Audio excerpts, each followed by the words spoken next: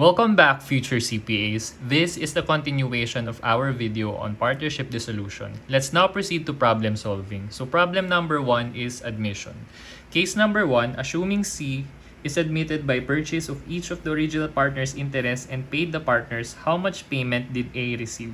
So kanina sinabi natin na kapag ka-purchase of interest, meron tayong tinatawag na cash settlement, and this cash settlement pertains to the personal transaction between the partners in their individual and separate capacities. Yun yung payment na tinutukoy dito. And case number 2, assuming C is admitted by investing 50,000 to the partnership for a 25% interest, how much is the capital balance of B after the admission of C? So let's read the given. A and B are partners sharing profits and losses in the ratio of 60% and 40% respectively. The partnership balance sheet is as follows. So, yung mga extra items na nakikita natin such as yung B loan, yung A loan, i-disregard muna natin yan sa partnership admission. So, as we mentioned a while ago, yung loans and advances to or from the partnership, hindi natin kino-consider sa admission, pero sa retirement, kino-consider pa natin siya. So, since this problem is admission, pwede nating i-ignore lang muna yan. So, the partners agreed to admit C for a 25% interest for a 50,000 consideration. At the time of admission, the fair market value of the non-cash assets is appraised at 150,000. So, if you will notice, on the balance sheet, ang non-cash assets natin is 50,000. Pero, ang fair market value na raw niyan is 150,000. So, obviously, may nadagdag na 100,000 pesos. So, this is exactly an example of a revaluation. Kanina, ang mga diniscuss natin dun sa nakaraang video is puro implied revaluation. Pero this time, the revaluation is explicitly detailed. Very particular yung problem kung aling assets yung tumaas ang value and at what amount na yung current value niya. So, dineduct lang natin or pinag-minus, nakuha na natin yung amount of revaluation. So, yan yung sinasabi natin na when the revaluation is explicitly detailed. So, let's now try it. So, for letter A, 315. Kay letter B naman is 165. So, the first step is to distribute the revaluation first. So, using the ratio of 60-40. So, obviously, 315 plus 60. 100 times 60%, 60. 100 times 40%, 40. So, 315 plus 60, 375 for letter A, and 165 plus 40, 205 for letter B.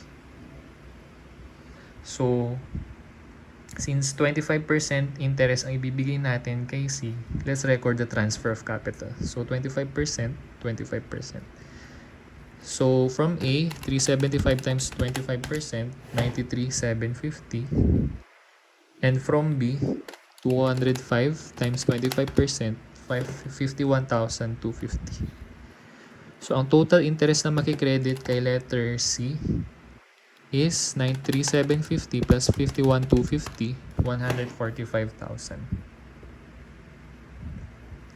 Pero, ang binayad lang ni C is for a 50,000 pesos consideration. So, mag-minus tayo ng 50,000. So, 145,000 ang na-credit, ang binayad 50,000 lang, 95,000 yung difference. Yung 95,000 difference na yan is yung magiging loss sa part ni A and ni B. So, the way you analyze this is ganito. Ang makikredit kay C na capital is 145,000. Ang binayad lang niya is 50,000. So, ibig sabihin, advantage yan kay C, pero disadvantage kay A and B. Kaya, loss itong 95,000 kay A and B sa part nila. Ang tinatanong kasi, magkano raw yung binayad kay A from C? So, yung 50,000, i-allocate natin yan between A and B. Pero, hindi pa natin alam kung magkano yung kay A, magkano kay B. Yun yung aalamin natin ngayon. So, yung 95,000, ipoprorate natin yan using the P&L ratio of 60-40. So, 95,000 times 60% for A, ang share niya sa loss is 57,000. And kay B, yung residual, share niya sa loss is 38,000. So yung loss na yan, ito supposedly matatanggap na bayad ni A and ni B. Pero dahil may loss, ma-minus natin tong na-compute natin na amount. 57,000 kay A, kay B minus 38,000. So let's compute. 93,750 minus 57,000, 36,750 ang matatanggap na amount ni A. So yun na actually answer natin. Our answer for case 1 is letter A, 36,750. For letter B, compute na rin natin magkano yung matatanggap niya. So, minus yon 13,250. So, pag pinag-add mo yan, 50,000. So, ganyan inallocate yung 50,000. Ang common mistake na ginagawa ng isang estudyante is 50,000 times 60% tapos 50,000 times 40%. Dinidiretso nila. Pero, tandaan mo, yung loss ang hinahati natin sa P&L ratio. So, yun dapat yung makonsider muna natin. So, pag ang tinanong naman sa'yo, for example, hindi yan yung tanong. Ang tanong sa'yo, how much is the capital balances of A and B after the admission of partner C? So, kagaya ng ginawa natin kanina sa drill, supposing na tapos na yung evaluation. So, for A, 375,000. For B, 205,000.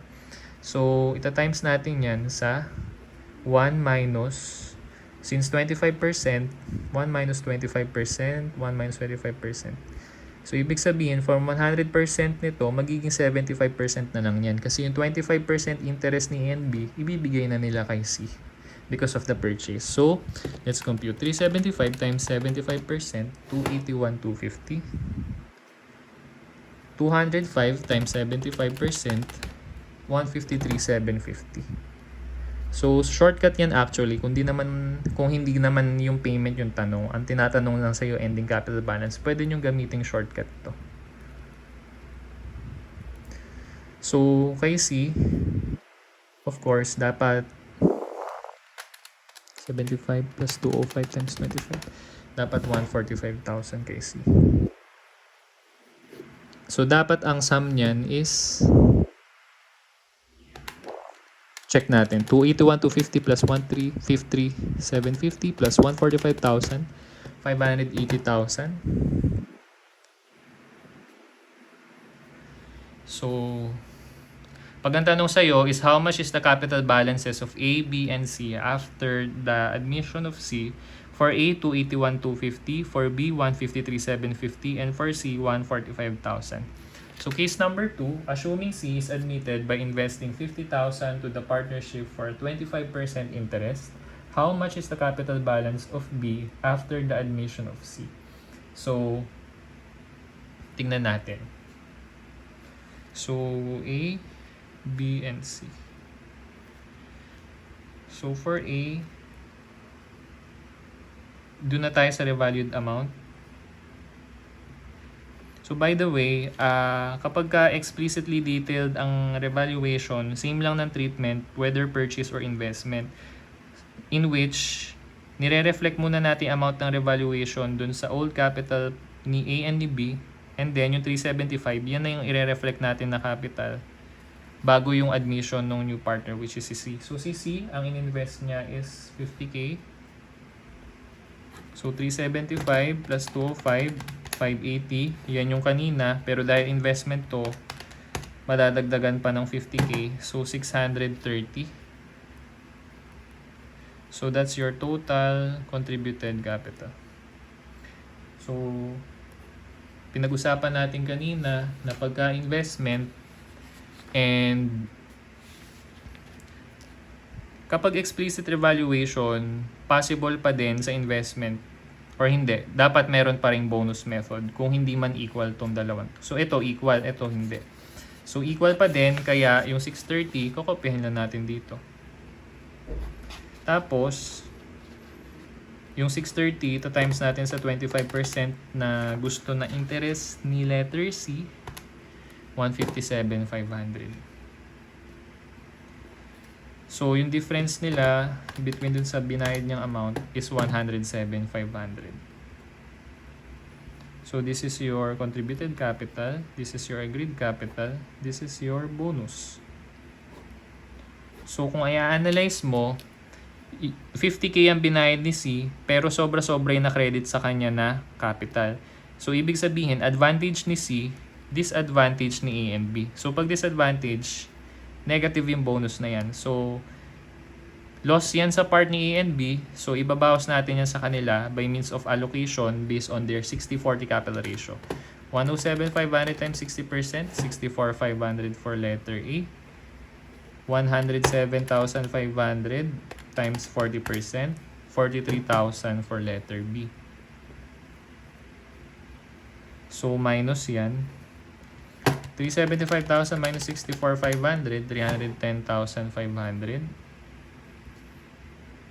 And 205,000 minus 43,000, minus 43,000, 62,000. Ulitin natin. 205,000 minus 43,000, 162,000. So, ang tanong, how much is the capital balance of B after admission of C? 162,000 ang sagot natin, letter boy. So, that's for problem 1. Let's now proceed to problem 2. So, problem number 2. If C retires by receiving 99,500 cash using bonus method. So, pag bonus method, ang analysis agad natin, transaction ito between the retiring partner and the partnership. So, hindi naman kasi tayo nagbo-bonus method pagka personal transaction yon ng partners na matitira and the retiring partner.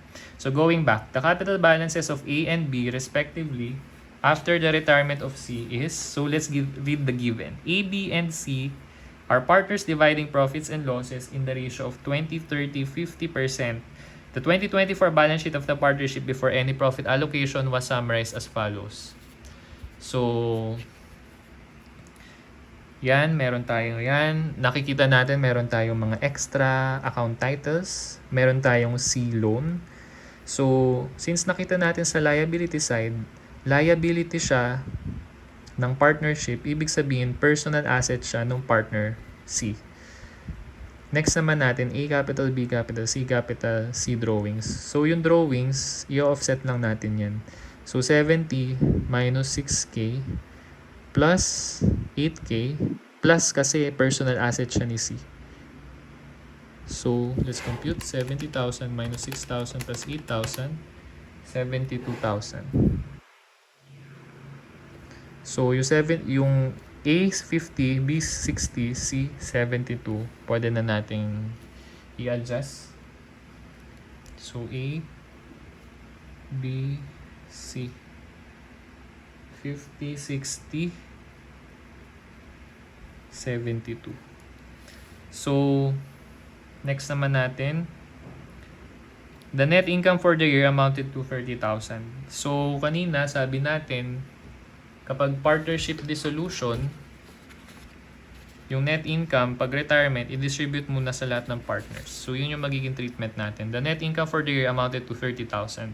On January 1, 2025, C has decided to retire from the partnership and by mutual agreement among the partners, the following have been arrived at.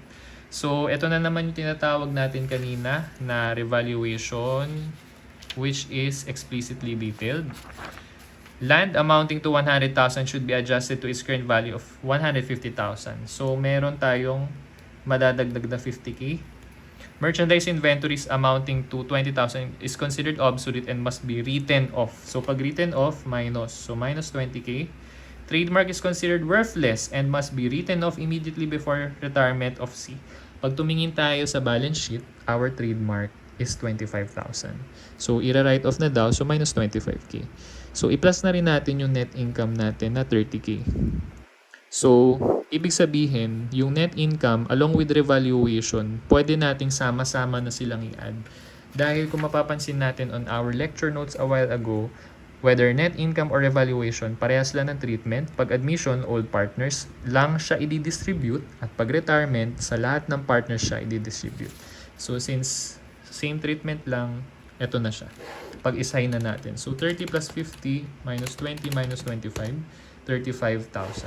So, the net effect is positive 35,000. Yung 35,000, yan yung magiging revaluation and net income natin. So, Since plus yan, i-allocate na natin sa partners using their P&L ratio. So, 35,000 times 20%, 7,000. 35,000 times 30%, 10,500. And 35,000 times 50%, 17,500. So, add yan. So, ang adjusted hold capital natin is 50 plus 7 for A, 57,000. 60 plus 10.5, 70,500. For letter C, 72,000 plus 17.5, 89,500. So, sa last part ng information, C is to be paid an amount equal to his interest in the partnership inclusive of the loan balance. So, inclusive, kanina na-i-effect na natin yan. Ngayon naman, if C retires by receiving 99,500 cash, so, yung 89,500 yung interest niya, pero yung cash na matatanggap niya is 99,500. So, 89,500 minus 99,500, 10,000. So, negative 10,000. Ang target natin, mag-zero out yung capital balance ng retiring partner. So, plus 10K, 0. So, nag-plus ka ng 10K, dapat mag-minus ka ng total of 10K from the other partners. So, let's allocate 10,000. Yan yung bonus natin. So, your way of analysis, 89,500 yung interest ni C, pero ang binayad sa kanya 99,500.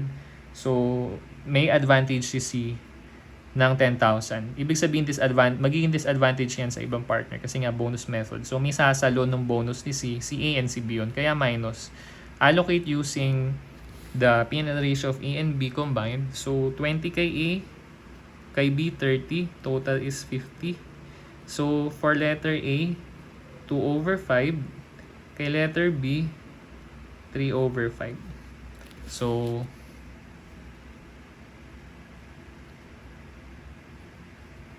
tignan natin. 10,000 times 2 over 5, 4,000. And 10,000 times 3 over 5, 6,000. So, minus yan dahil nga bonus from A and B. So, 57 minus 4,000 and 70,500 minus 6,000. So, 57,000 minus 4,000, 53,000. And lastly, 70,500 minus 6,000, 64,500. So, ang tanong, the capital balances of A and B after the retirement of C is 53,000 and 64,500, which is letter C. So, C yung sagot natin for problem number 2. For our last problem, problem number 3. So, problem number 3, number 1, how much is the capital balance of E as of December 31, 2024? So, si E,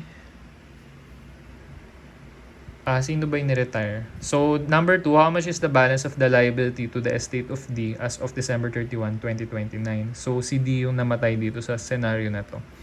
Let's read the given. D, E, and F are partners sharing profits of 20, 30, and 50%, having capital balances of 90, 150, and 40,000 respectively. D died on July 1, 2024. So, importante yung date of death. The partnership reported profits of 25,000 for the first half of the year, which means January 1 to June 30, and 50,000 for the second half of the year, before considering the 12% stipulated interest on the estate of letter D. So, kanina we mentioned on our lecture notes na kapag ka death of the partner, ang binibigyan, kapag before death ng partner, bibigyan pa natin siya ng net income. Pero after death, ang ibibigyan na natin sa kanya is interest. Dahil from capital, nagiging liability na siya ng partnership sa estate nung namatay na partner. So, kaya dito, ang maganda sa problem na to, given na yung net income ng first half. Kasi, i-distribute yan sa lahat ng partners. Sa second half, ang net income mo is 50,000 pero i-distribute mo na lang yan dun sa natirang buhay na partners.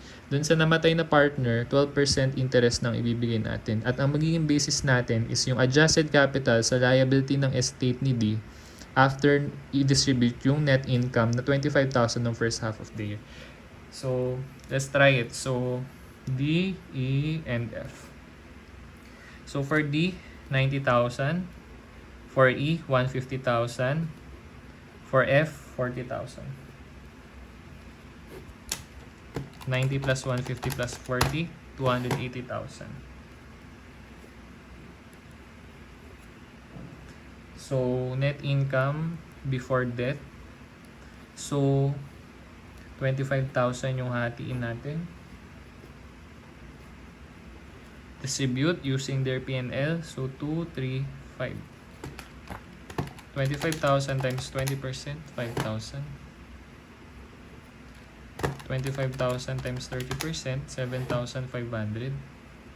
For letter F, 25,000 times 50%, 12,500. Add. So, 95,000 for letter D. For letter E, 157,500. And for letter F, 52,500. So, lagyan natin ng star, si D, dahil siya yung namatay na partner. So, for the second half of the year, 50,000 yung income. So, yung 50,000, i-distribute lang between E and F.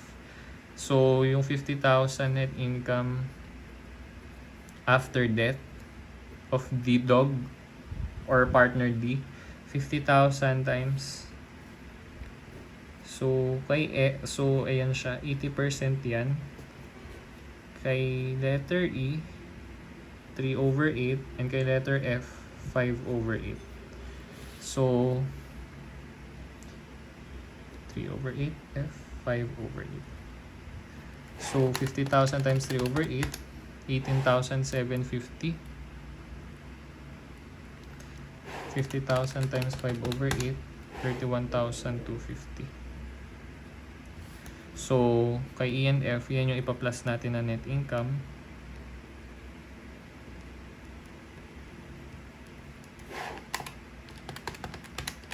So, pag pinag-add natin, ang updated na is 176,250 for letter E.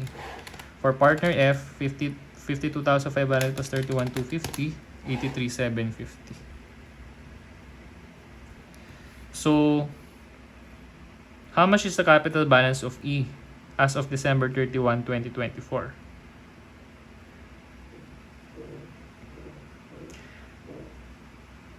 So, as of December 31, 2024, kailangan i-reflect na rin natin yung interest sa liability to the estate of D.